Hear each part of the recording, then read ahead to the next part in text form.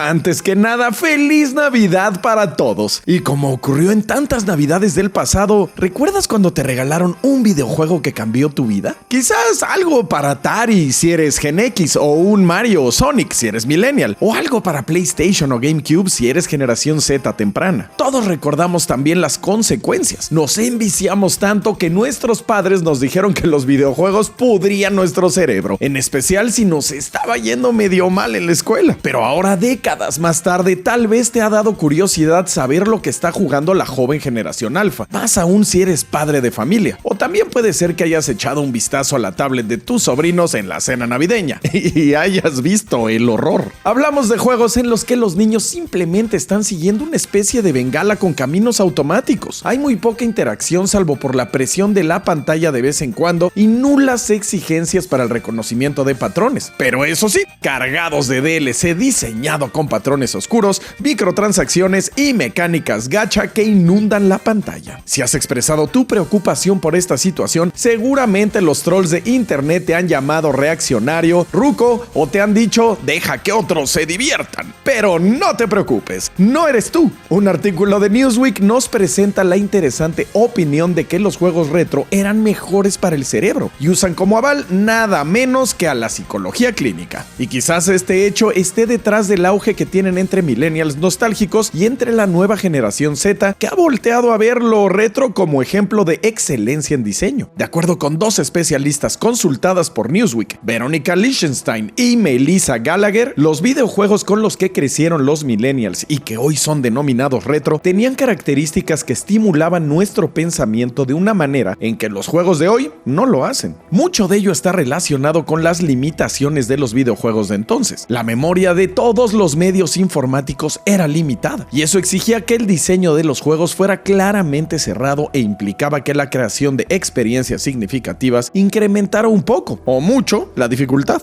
Esto llevaba a los desarrolladores a crear retos cognitivos que reforzaban estructuras como la anticipación, la estrategia o la memorización de patrones. Superabas niveles, aprendías patrones y finalmente veías el final del juego. Sentías que habías logrado algo. Tu cerebro te proporcionaba una dosis sólida y duradera de satisfacción, como terminar un proyecto difícil. Muchos juegos modernos cambian esta fórmula por completo. Lo que parece gratis suele ser un cebo para microtransacciones. $5 por un aspecto o $10 para cortar el tiempo de juego, por ejemplo. El resultado es, como dice Lichtenstein, que muchas entregas de hoy ofrecen simple dopamina creada por el equivalente a comida chatarra. Una gratificación que se desvanece rápidamente y no proporciona recompensas cognitivas. Más aún, la especialista destaca la manera en que Google y el Internet han creado un ambiente de hiperinformación, por lo que pasar cualquier reto se convierte en una cuestión de búsqueda en tu celular en lugar de llegar a la respuesta por ti mismo. Una opinión similar es la que presenta en dicho artículo Melissa Gallagher, trabajadora social y psicóloga. Citando a Melissa, los juegos de los 90 ofrecían experiencias de entretenimiento con límites claros, un inicio y un final claramente delimitados, puntos de descanso naturales y un diseño que fomentaba la interacción social. Los juegos actuales erosionan deliberadamente esos límites. Gallagher también menciona que la filosofía de diseño de la década de los 90 y antes se centraba en la diversión y el reto de terminar un juego, mientras que la del siglo XXI se centra cada vez más en la retención y la monetización. Citando al especialista, comprender esta distinción es esencial para las familias que intentan tomar decisiones informadas. Es decir, los juegos retro son mejores para tus hijos que los juegos modernos. Me da gusto que los especialistas por fin reconozcan el valor cognitivo de los videojuegos de mi época, aunque para ser honesto, durante décadas aguanté que los demonizaran y culparan de todos los males, desde la violencia del mundo real hasta la deshumanización creada por los sistemas económicos y sociales, pasando por el declive cognitivo de la cultura. Por supuesto, no se me escapa la ironía de culpar a los juegos de la nueva generación de cosas similares, pero en esta ocasión hay algo de verdad en eso último. Lamentablemente, la filosofía de diseño del AAA cambió de intentar replicar los grandes éxitos del pasado con sólidos fundamentos en juegos de mesa, arcades y otros mecanismos que implicaban buscaban un reto significativo, a mecanismos basados en retención y monetización, más parecidos a una caja de Pavlov que a un verdadero videojuego. En décadas pasadas fui un enamorado de lo retro por varias razones. Los años previos a From Software fueron algunos de los peores en la industria, pues toda la dificultad era atacada como diseño obsoleto y los pelijuegos AAA estaban en la cima. Así es, este declive comenzó con el propio AAA durante la década de 2010, con prácticas como las flechas indicadoras de camino, los objetivos con pintura amarilla y más, hasta llegar a lo que tenemos hoy. Esos raros juegos de tablet y celular que juegan nuestros parientes más jóvenes, en los que solo siguen flechas mientras los bombardean comandos QuickTime y ofertas de DLC. A decir verdad, así como el gaming moderno intenta convertir a los jóvenes en cautivos de malas mecánicas y gratificación sin reto, existe el movimiento opuesto, que busca liberarse de las cadenas de una tecnología que está llegando al límite entre el progreso y la estulificación, es decir, el proceso de volvernos cada vez más estúpidos, al grado de llegar a lo que predijo la película Idiocracia. Según muchos artículos y videos de los años recientes, la generación Z y Alpha no se están alejando de lo que llamamos juegos retro, ni de videojuegos del pasado, sino que cada vez los buscan y disfrutan más. Es decir, los millennials nostálgicos están regresando a los juegos de su infancia, pero también los más jóvenes se sienten siendo atraídos por estos títulos. Esto puede explicarse de varias maneras. La primera es que el catálogo es excelente y al parecer ilimitado de juegos viejos que pueden comprarse por una bicoca, siempre que no sean físicos, claro, y disfrutarlos de manera accesible y fácil en plataformas digitales, emuladores, hardware especializado y demás opciones, a diferencia de lo que significa gastar $70 y quizás hasta 80 y 90 en los últimos títulos. Pero hay algo más. Lejos de que el retro sea una burbuja, cada vez hay más conversos a esta filosofía de diseño, a causa de su estética, pero también por su visión intrínseca. En efecto, he notado que esta generación, además de jugar Fortnite o algún mundo abierto AAA, busca juegos de antaño porque les ofrecen una experiencia emocionante, bien diseñada y claramente delimitada.